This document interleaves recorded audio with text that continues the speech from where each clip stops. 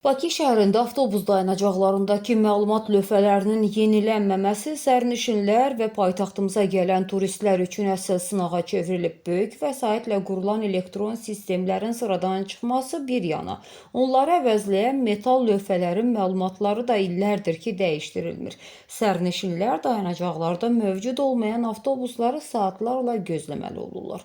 Bura Bakı şəhərindəki avtobus dayanacaqlarından biridir. Gündəlik minlərlə insanın istifadə etdiyi bu məkanlarda sərnişinlərin və turistlərin düzgün istiqamət tapması üçün quraşdırılan məlumat lövhələri hazırda funksiyasını tamamilə itirib. Uzun illərdir yenilənməyən bu lövhələr paytaxtın nəqliyyat sistemində ciddi çaşqınlıq yaradır. Vaxtilə paytaxt nəqliyyatını müasirləşdirmək adı ilə dayanacaqlarda elektron məlumat lövhələri quraşdırılmışdı. Bu layihəyə dövlət büdcəsindən kifayət qədər böyük vəsait sərf olundu.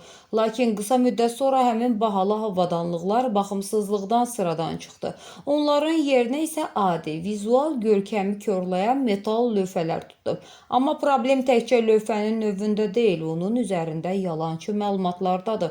Hazırda Bilgə Koroğlu istiqamətindəki bu lövhədə 171 nömrəli marşrutun keçdiyi göstərilir. Halbuki bu avtobus artıq bir ildən çoxdur ki, ləğv edilib və 150 nömrəli marşrutla əvəzlənib.